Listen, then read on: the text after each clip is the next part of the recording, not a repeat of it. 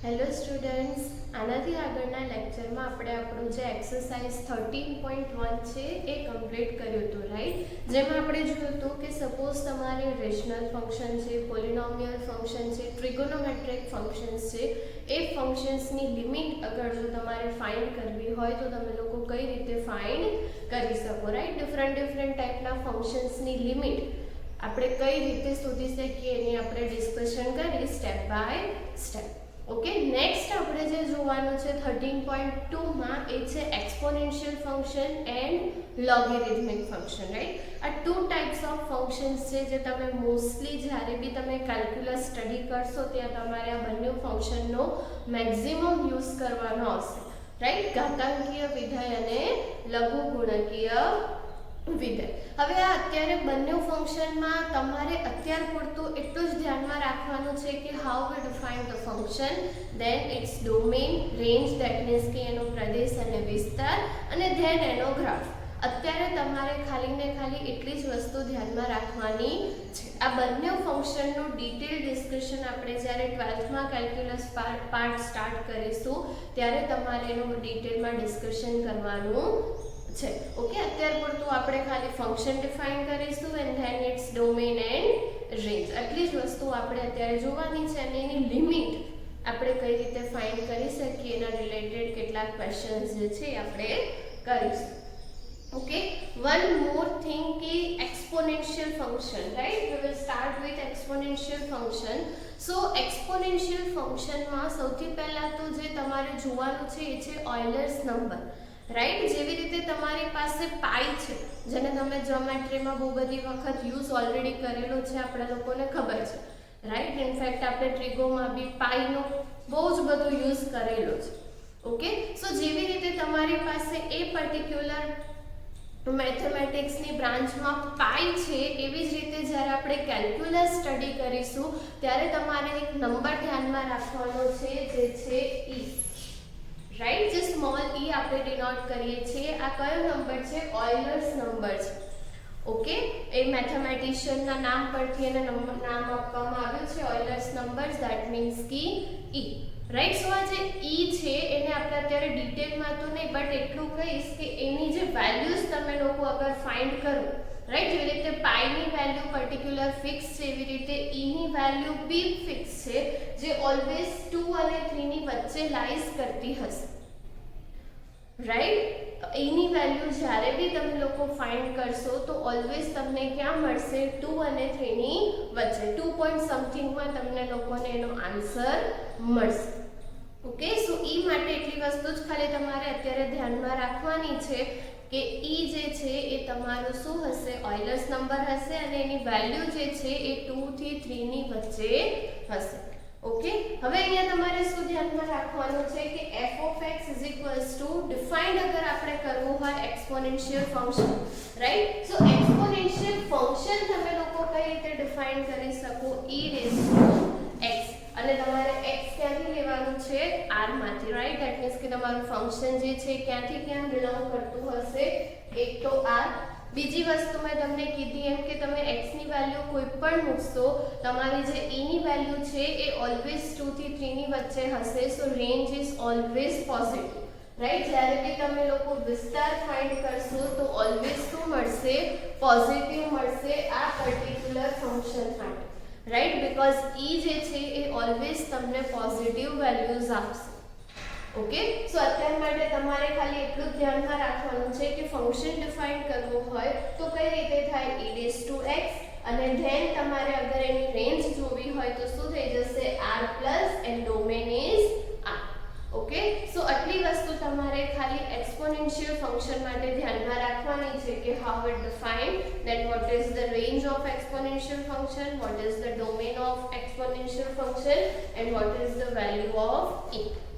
Okay, જેટલું સારી રીતે તમે એક્સપોનેન્શિયલ સમજશો એટલું જ સારી રીતે તમને લોગેરિથમિક ખ્યાલમાં આવશે. ઓકે, અત્યારે આપણે એનું ડિટેલ ડિસ્કશન નથી કરતા બટ તમે જો એની ડેફિનેશન જોશો સો લોગેરિથમિક ફંક્શનમાં તમને લોકોને શું કીધું છે કે બિલકુલ એનાથી ઓપોઝિટ ફંક્શન છે, રાઈટ? કદાચ તમે ટેક્સ્ટ બુકમાં ગ્રાફ બી જોશો તો બંનેના ગ્રાફ બી એકદમ મિરર ઇમેજ જેવા છે, રાઈટ. જેવી રીતે એક્સપોનેન્શિયલ ડિફાઇન છે એનાથી એકદમ ઓપોઝિટ log ફંક્શન તમને ડિફાઇન કરીને આપેલું છે કે log e, રાઈટ. તમારી પાસે log માં ટોટલ 3 બેઝ હોય છે. એક હોય છે e, એક હોય છે 10. તમે મોસ્ટલી જે ફિઝિક્સ કેમિસ્ટ્રીમાં યુઝ કરો છો ત્યાં તમારું બેઝ જે છે શું હોય છે 10 હોય છે, રાઈટ. અને જ્યાં e હોય બેઝ ત્યાં તમે મોસ્ટલી એને log લઈને ln b લખી શકો. જ્યાં તમને ln દેખાય ત્યાં તમારે વિચારવાનું કે એનો બેઝ શું હશે તો કે e હશે.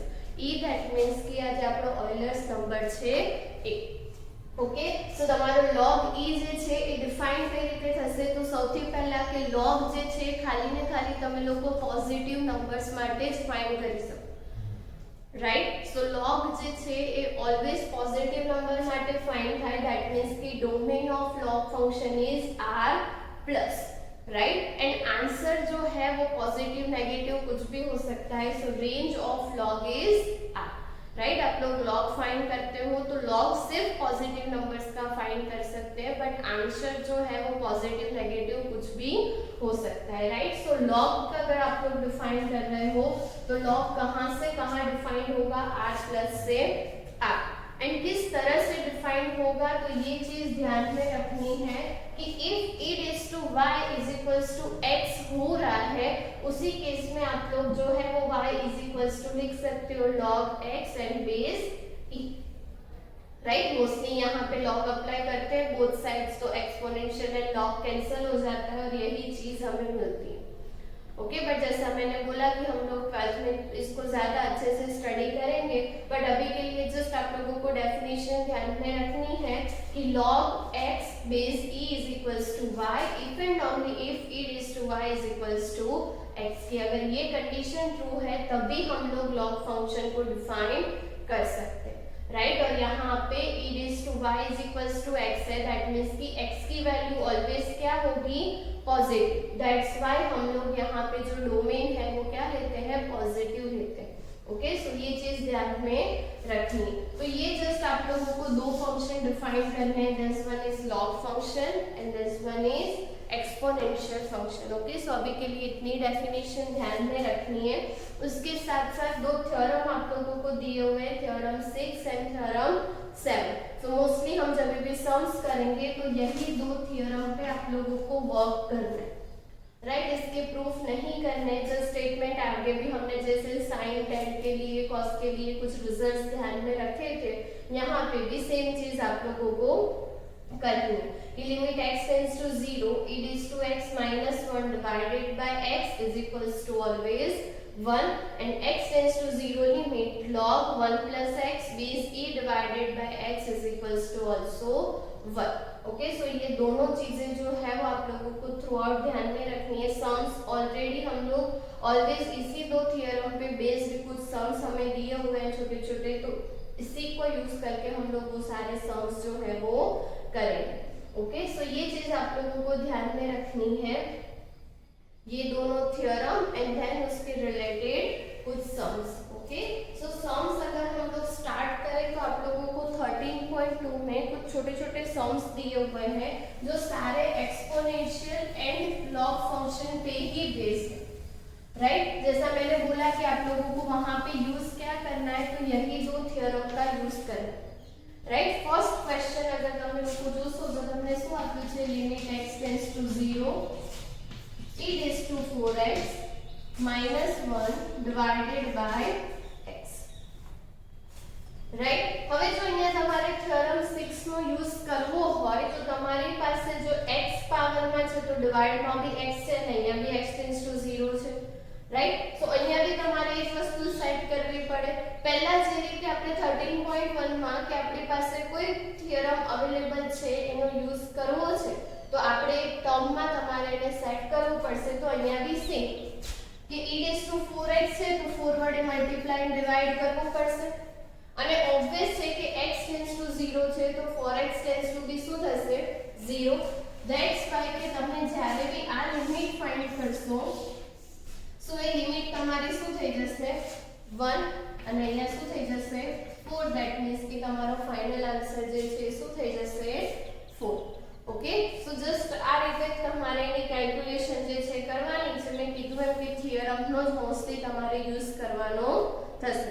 સપોઝ તમે સેકન્ડ ક્વેશ્ચન જોશો તો સેકન્ડ ક્વેશ્ચનમાં તમે લોકો e સ્ક્વેર રાઈટ e નો સ્ક્વેર કોમન નીકાળશો તો ડાયરેક્ટ તમારી ફોર્મ્યુલા જે છે એ સેટ થઈ જશે અને લિમિટ જે છે શું થઈ જશે 1 અને તમારો આન્સર શું થઈ જશે e no square.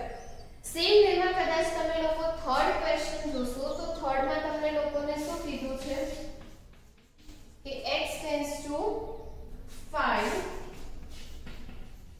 Limit e raised to x minus e raised to 5 and divided by x minus 5. હવે અહીંયા તમે જોશો તો ડાયરેક્ટ તો આપણે ફોર્મ્યુલા નહીં સેટ કરી શકીએ. ધેટ્સ વાય તમારે અહીંયા શું લેવું પડશે સબસ્ટિટ્યુશન, જે આપણે ઓલરેડી જોઈ ગયા છે.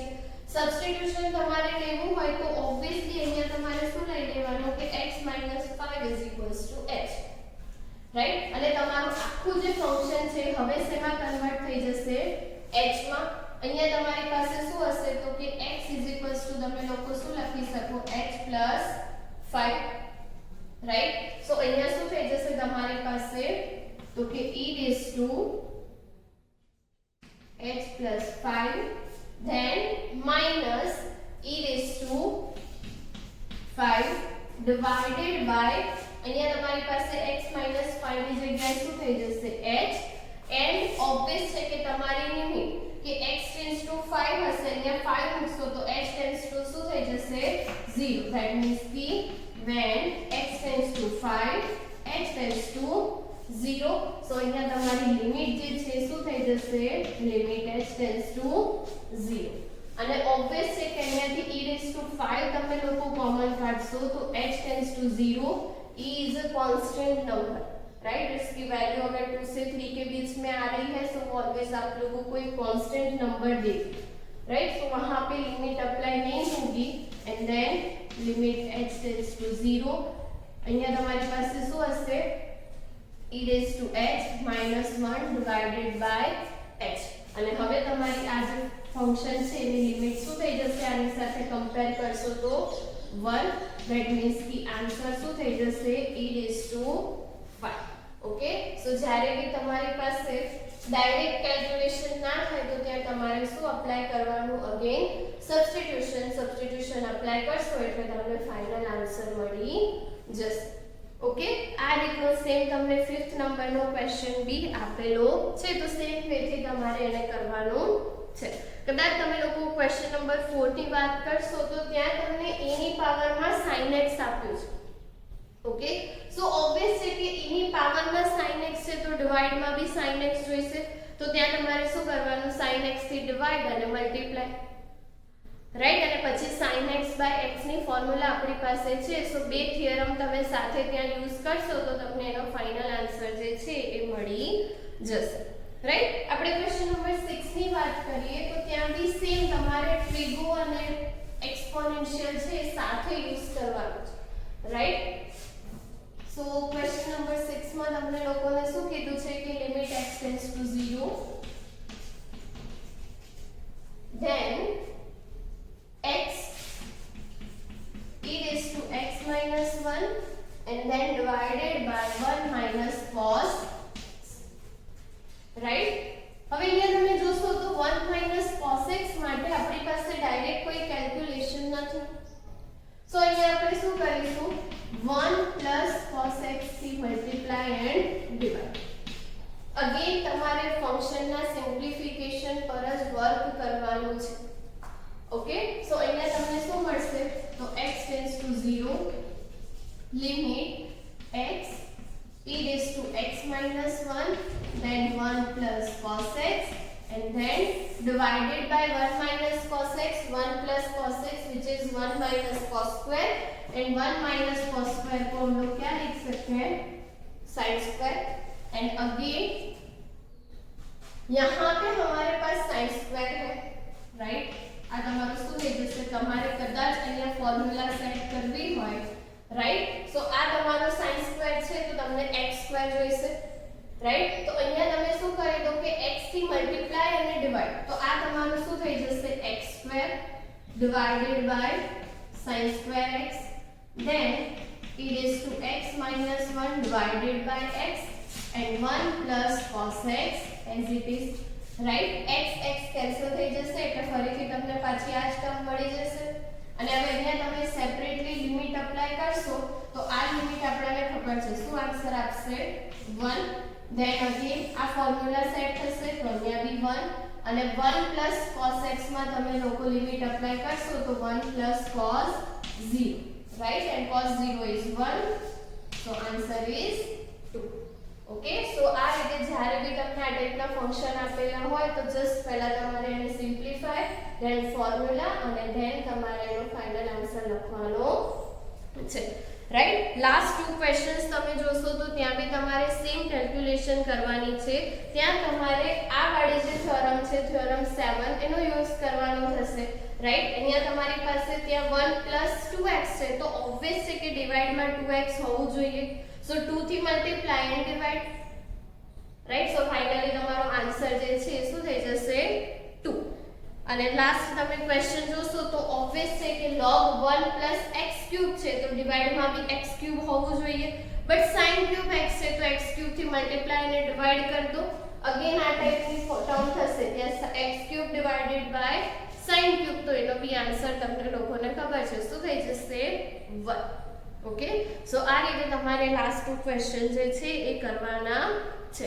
તો અહીંયા આપણું log ફંક્શન અને એક્સપોનેન્શિયલ ફંક્શનને રિલેટેડ જેટલા બી ક્વેશ્ચન્સ હતા એ કમ્પ્લીટ થાય છે. નેક્સ્ટ સેશનની અંદર આપણે આપણો ન્યૂ ટોપિક જે છે સેકન્ડ ટોપિક ડેરિવેશન, રાઈટ? એટલે કે વિકલન વિશેની ચર્ચા ડિટેલમાં કરીશું. Okay, till then thank you.